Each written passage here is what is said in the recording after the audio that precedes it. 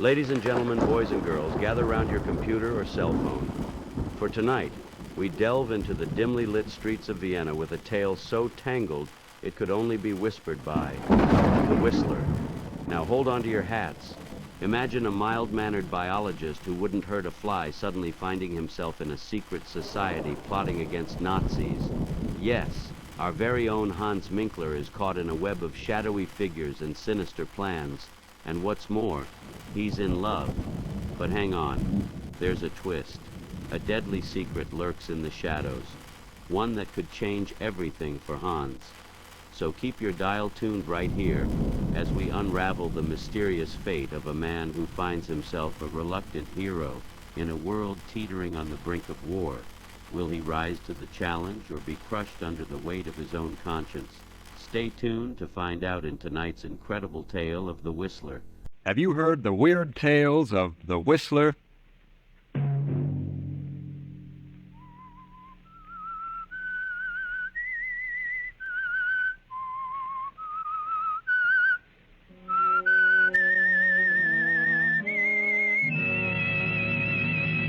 I'm the Whistler. Gentlemen, we 7 scientists have banded together because the government of Austria is in deadly peril. We have evidence that Austria is being dangerously undermined by the Nazis, and that nothing is being done from the standpoint of the law to prevent it. We have therefore resolved to take measures into our own hands and prevent this chaos. At our next meeting we shall present the names of those in high places who attempt to divide and conquer, and shall decide then as to what action shall be taken against them. And such was the organization in which Hans Minkler, the young, mild-mannered biologist of Vienna, suddenly found himself a member. Hans Minkler, whose whole life was dedicated to the preservation and the saving of human life. Hans Minkler, referred to by his classmates as the man who couldn't kill a fly. Saturday night, and again CBS presents The Whistler.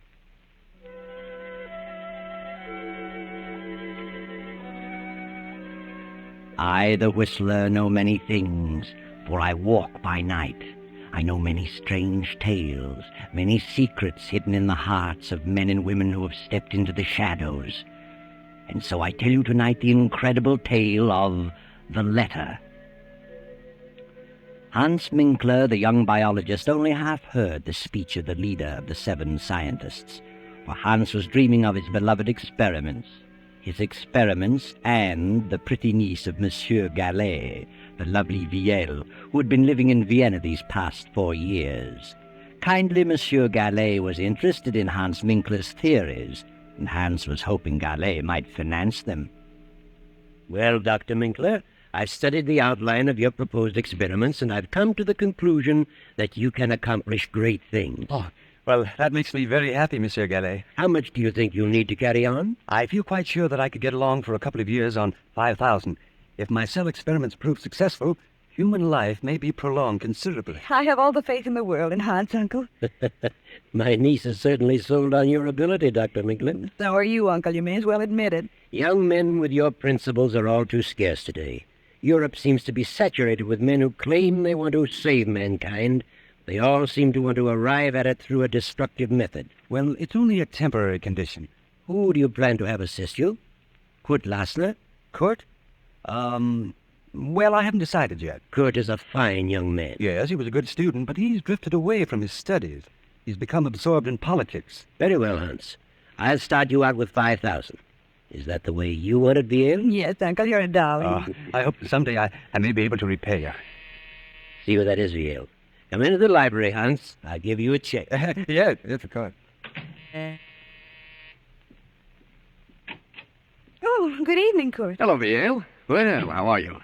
Very well, Kurt. You're very lovely this evening. Thank you. Yes, indeed. The prettiest girl in Vienna. Is Hans here? I said I'd pick him up on my way downtown. Yes, he's talking to Uncle, talking business. I have had a busy day. Not enough hours to go around. Sit down, Kurt. Thanks. Kurt, why have you given up your career? Biology? No, I don't know. But you could do so much good. You were so well equipped to carry on in science. Think of the things yet to be done. I'm going to do things. Great thing. I mean things that will really benefit mankind. Well, that's what I mean, too. You know, you sound like Hans. Hans is very sad about your dropping your work. He counted on your helping him in his experiment. Oh, he'll get over it. Besides, those experiments can wait a while. No, Hans is going ahead. Who's going to help him? I am, if no one else. You? Well, how can you help him? I can learn biology. But it'll take a lot of money to do what he plans. He has the money. It's all arranged. My uncle has financed him. Your uncle? Yes. Well, I wish Hans luck. And I'm going to marry Hans. What? You and Hans? Well, what a surprise. Yes, I've made up my mind. I see. Well, I guess... Good evening, Kurt. Glad to see you. Good evening. Hello, Kurt. Oh, have you heard the good news? Yes, VL just told me. And I wish you both good luck. I hope you'll be very happy. And when's the wedding? Wedding? What wedding? Oh, yes. Me, of course. Typical absent-minded professor. See, look, I have the money for my experiments. Well, Hans, it's 7:45. We better run along. We have an appointment at 8. Oh, yes, the meeting. I'd forgotten. Yes, I'll be right with you. Goodbye, monsieur. Bye. Good night, dear. Darling. Good night, Hans, dear. I'll see you in the morning.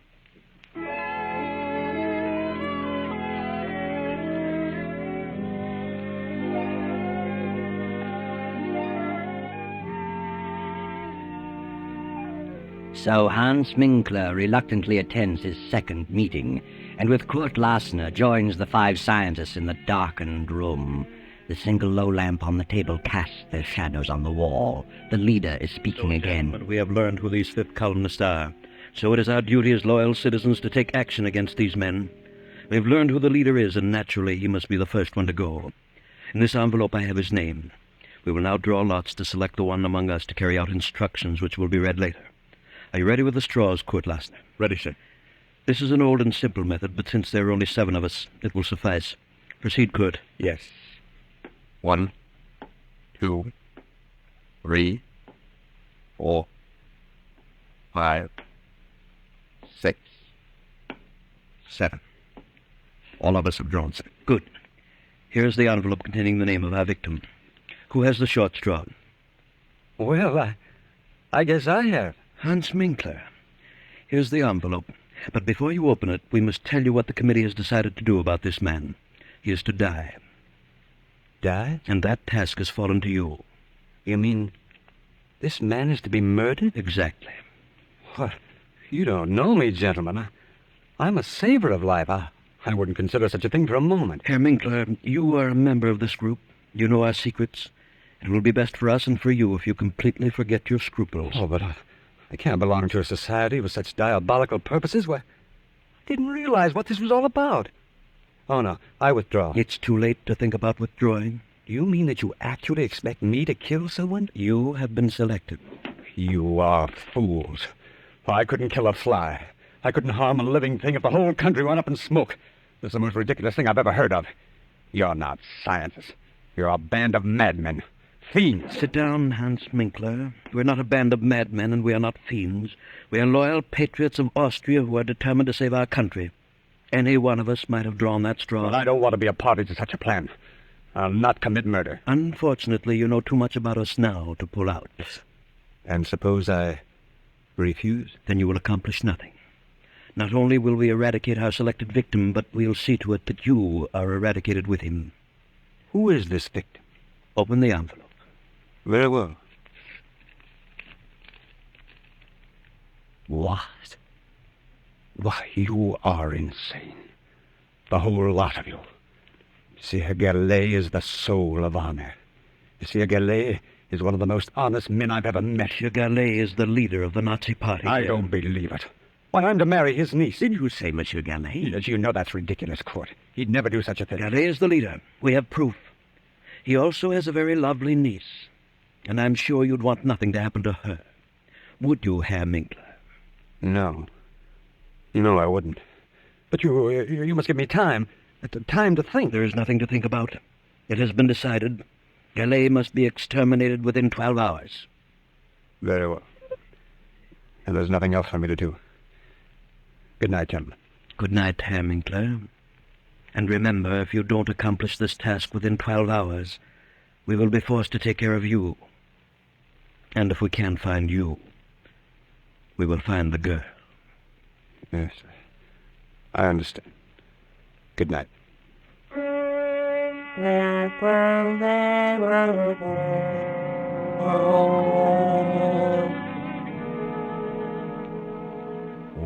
Hans, what are you going to do about it?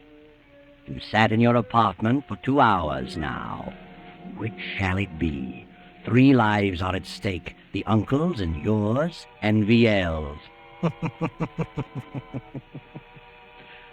Hans gets his car and drives to Monsieur Gallet's home. Well, hello, Hans. What on earth are you doing here? I didn't expect you back this evening. Where is Vienna? Why, she went to some friends. She probably won't be back till after midnight. What on earth's wrong with you? Get your hat and coat, Monsieur Gallet. What? Have you been drinking, Hans? Get your hat and coat.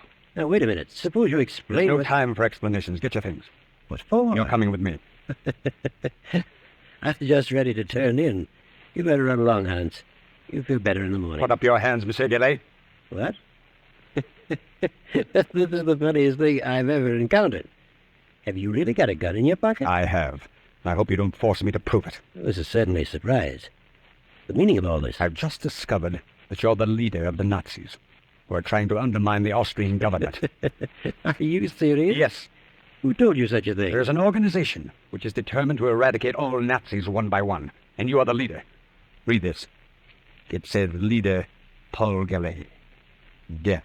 This is the maddest thing I've ever heard of. I've been highly active in anti-Nazi work. They say that's merely a cover-up. Are you a member of this secret organization? Yes. You've been selected to kill me? Yes. Unbelievable that you, Hans Minkler, could be mixed up in such a thing. I think you're being hoodwinked. I am an anti-Nazi. If you plan to kill me, you must belong to the Nazi organization. Get your things and come along. What do you intend to do with me? That's all planned. Come along.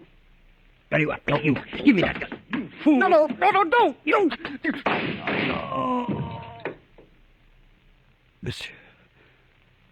Monsieur. Good Lord.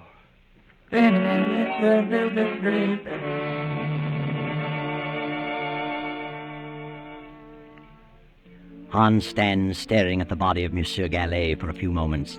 Then in a daze, he turns out the lights, closes the library door, and returns to his apartment. For the remainder of the night, he sits at his desk staring into the darkness, lost in thought.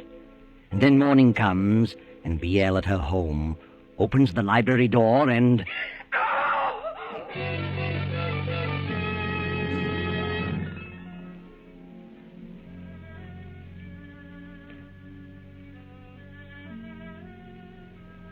Well, he's been dead about 8 hours, Fräulein. Who on earth would do such a thing? He had no enemy. He was quite active in anti-Nazi work. Here's something we found on the library floor. A pipe? Yes. The bowl is hand-carved, has initials on it. As you see, the stem is broken. Have you ever seen this pipe before? Well, I don't remember. There's something else we found, a note, which reads, Leader Paul Gallet, death. Do you recognize the handwriting? No. You know anyone whose initials are H.M., the initials carved on the pipe bowl? Yes, the pipe belongs to my fiancé, Hans Minkler. Your fiancé. What time did you return home last night? I attended a party and got here about 1 o'clock. I supposed Uncle was in bed. I didn't look in the library. I went straight to my room. What is Hans Minkler's address? I'm sure Hans had nothing to do with this. Are you? He lived at 13 Cronhead Street. I'll run over there. Please don't touch anything in the library. I won't. Good morning.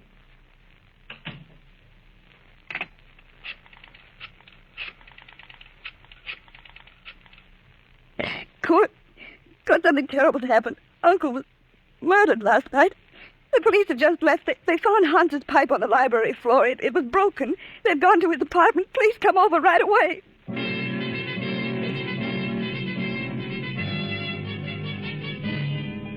Hello, Hans. This is Kurt. The police found your pipe in Gallet's library. They're on their way to your place. You've got to get out of the country immediately. Don't wait a moment.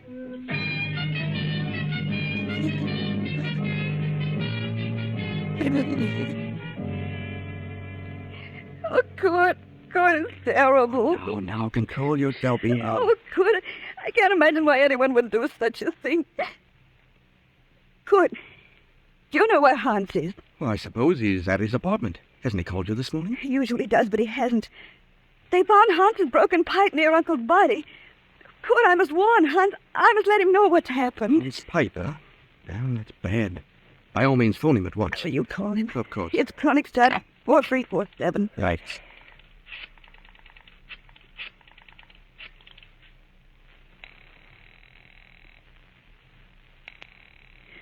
It's ringing. He must be there. He would have answered by now. Where could he I be? haven't the slightest idea. But he always told me before this.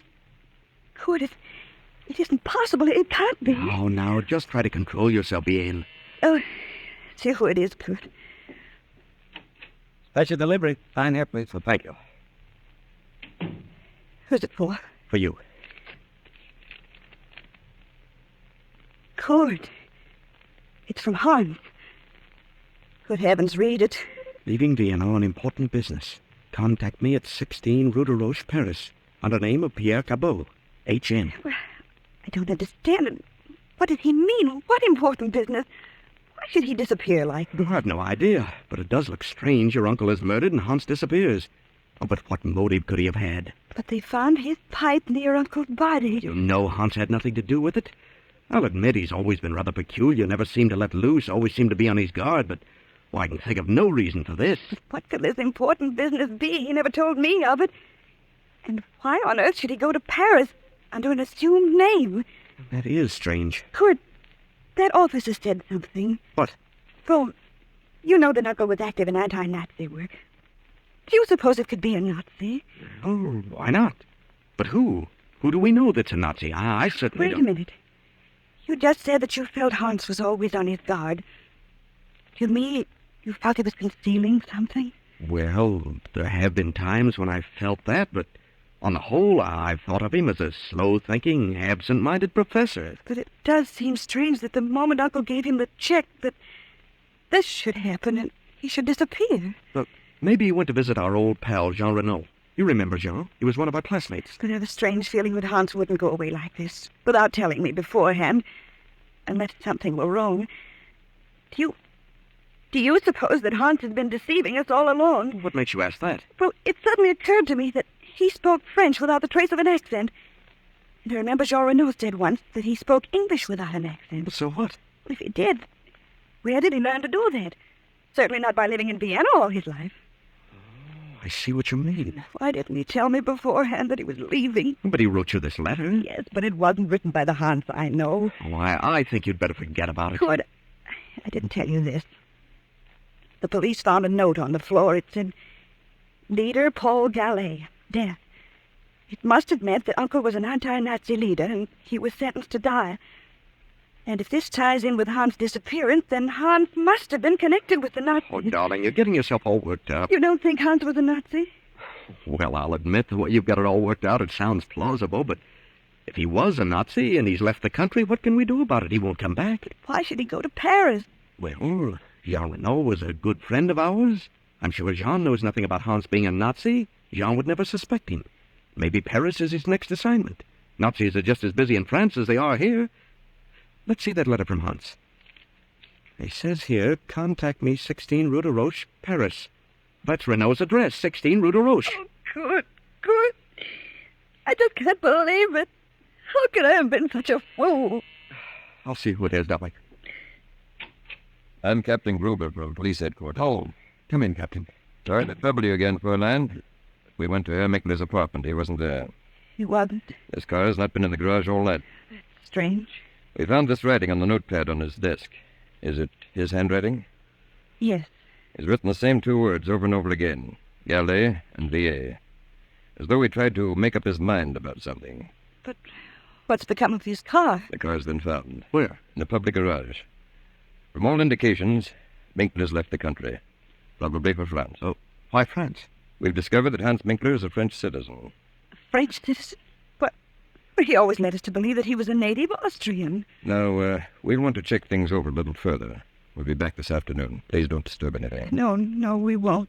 By the way, what is your name, sir? Oh, my name is Kurt Lasner. Good day. Good. What did you see? What were you looking at just then? Well, what do you mean? What startled you on Uncle's desk? Well, nothing at all. Here, let me see. Good heavens, I see it. Here on the desk blotter, Uncle's handwriting, it says, "Find Hans Minkler." And it was Hans. It was. Uncle was trying to tell us who did it. Maybe. To think that he could be so low as to take Uncle's money and then kill him. Please, Viel. I just can't believe it. I won't believe it. I must. Well, I'm ready to say that all the evidence is certainly against him. Come, Viel, try to get this off your mind. Try to get some rest. The police will take care of everything. Oh, yes, good. I guess you're right. If Hans did do it, he'll pay. He's the one who'll do the suffering. Believe me.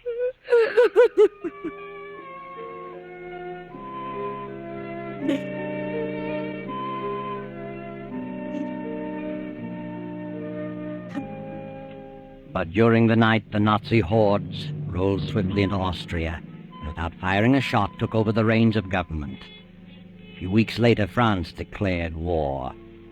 Then one night, Hans Minkler makes his way through the maze of Paris traffic and knocks at the door of number 16 Rue de Roche.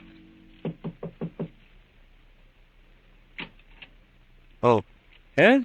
Oh, good evening. Good evening. Is Jean Renaud in? Who shall I say is calling? By, Pierre Cabot. Won't you come in, Monsieur Cabot? Major Renaud has just stepped out. He'll be back shortly. Was he expecting you? No. Did you say Major Renaud? Yes. Since war has been declared, he's gone on the active service list. Oh, I see. I've been phoning for a week, but no one answered. You haven't seen the Major in some time. No, I haven't. I've been in Austria for several years. Renaud and I went to school together in Vienna. Oh. Are you by any chance Hans Minkler? How did you know that? Why are you traveling incognito? Well, where is Renaud? I regret to inform you that Renaud has been in Africa for some time. He's due back in a few weeks, however. Did you know Monsieur Gallet in Vienna? Yes. Who are you? I'm Monsieur Deveau, of the French Sûreté. Police. Yes. Did you ever accept any money from Monsieur Gallet? Why, are you asking me these questions? You never accepted money from Gallet? No. Search him, Harry. No, just a moment. Sorry, Minkler. I'll take the bill for Laurie. Yes, sir. I don't understand all this. You understand, all right. Well, so you never received money from Gallet. What's this check for? Well, that's to help carry on my experiments. Undoubtedly. Monsieur Gallet was helping you and quite a number of others to carry on experiments. Others? I suppose you say you're new at this game. Game? I don't know what you mean. I had nothing to do with his death. Nothing. Yes, I believe that. Why should you kill one of your own? Oh, I don't know what you're talking about. If you were intending to carry on experiments in Vienna, why is this check drawn on the Bank of Paris? Well, maybe he had a surplus of funds here. Indeed he did. How did you know I was coming here? We knew. Just what were your plans? Oh, this is ridiculous. I'm not a spy. I was engaged to marry Gallet's niece. Really? Some way I got mixed up with an organization which planned to rid Austria of all Nazis. They claimed that Monsieur Gallet was the leader in Vienna. I denied it. But nevertheless, I was selected to murder. Oh, I see. And told that if I refused it, they'd also kill me and my fiancée as well. I decided to get them out of the country. I went to Gallet's home. My fiancé was not there. I knew there was no time to lose. So I tried to take him away by force. He was suspicious of me. We suddenly got into a scuffle, and then someone behind me fired a gun. I don't know who it was. And Gallet fell dead. I see. I went to my home. Next morning learned that they were looking for me. I got out of the country, and in a roundabout way, I came to Paris.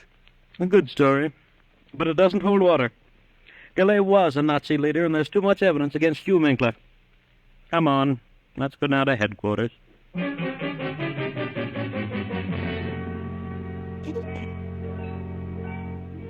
2 weeks later, Jean Renaud returns to Paris. Then, 6 weeks after Austria surrenders, Kurt and Viel escape from the Nazis and make their way to Paris. Jean Renaud meets Kurt on the street and asks him to bring Viel to visit him at 16 Rue de Roche. Come in, Kurt. Well, Viel. It's been a long time. How are you? Excellent, thank you. So you two are married. Well, my congratulations, though I didn't expect it to work out quite this way. No? Why not? Well, I always had an idea that you might marry Hans Minkler. Well, one never knows. No, Kurt.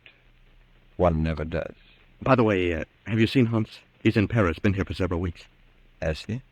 Yes. Don't tell me you haven't seen him. Well, he told us he was coming to visit you. Oh, yes. He's in Paris. I wasn't here when he arrived. He left several notes. I found them when I returned. But do you know where he is now? Yes. Would you like to see him? Yes, I would. Hans is dead. Dead? What? Dead? Yes.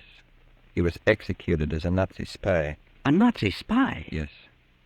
I got here too late to help him. They had conclusive evidence against him. Why, that's ridiculous. Hans is dead, nevertheless. But what happened? Well, it seems Hans got into some trouble in Vienna and came to Paris to see me. In some way, the Sûreté here was informed that he was a Nazi, was coming here to carry on. But who on earth would accuse Hans of such a thing? I wonder. But they received a letter from Vienna accusing Hans. The Sûreté found a check on him from a high Nazi official. There was nothing that could save him. A check from a high Nazi official? Who was the official? Paul Gallet, Viel's uncle. What? Didn't you know about your uncle? I don't believe it. Whether you do or not, he was a Nazi. The Secret Service has known it for years. He may or may not have given the check to Hans for Nazi purposes. But the evidence was against Hans. Then the letter came to the Sûreté saying Hans was a Nazi agent. They found him here, arrested him. That's all there was to it. But who would write such a letter? Hans had no enemies. Would you like to read the letter? Yes. Here it is. Hans Minkler, under alias of Pierre Cabot, has given evidence of being a Nazi spy. Locate him at 16 Rue de Roche, Paris. And that's all that was necessary. How awful. I can't imagine such a thing. Notice the handwriting, Kurt. What? Ah, yes. Viel. This is your handwriting. It is not. I'm positive. You wrote this. No. Don't lie to me. I know your writing. You wrote this letter. All right. All right, I did. I was convinced that he'd deceived me. I was convinced he killed Uncle. Yes, I wrote it. How could you? I never dreamed Uncle was a Nazi. I thought Hans was a Nazi. I was determined to make him suffer. You believe me, don't you? Yes, Viel. I believe you. I'm awfully sorry for you. Poor Hans. Poor Hans. Oh, I'll never forgive myself. Yes, Viel, what a terrible injustice you have done. But someday perhaps you'll learn what really happened to your uncle. It wasn't Hans who killed him. Hans didn't even have a gun, just a pipe. But Hans wanted to get him safely out of the country. And Kurt knew that Hans would never go through with the order of the Secret Seven, so he followed Hans. And when he saw what was happening, he shot Gallet and disappeared and let you think Hans did it. Because Kurt was in love with you, too, Viel.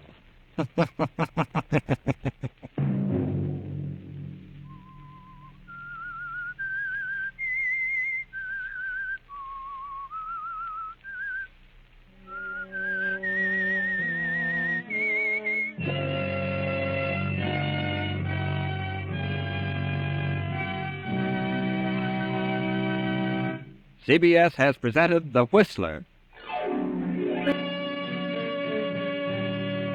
Original music for this production was composed and conducted by Wilbur Hatch. The Whistler is written and directed by J. Donald Wilson and originates from Columbia Square in Hollywood.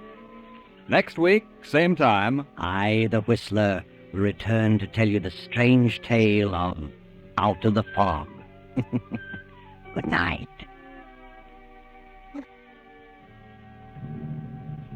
this is the Columbia Broadcasting System.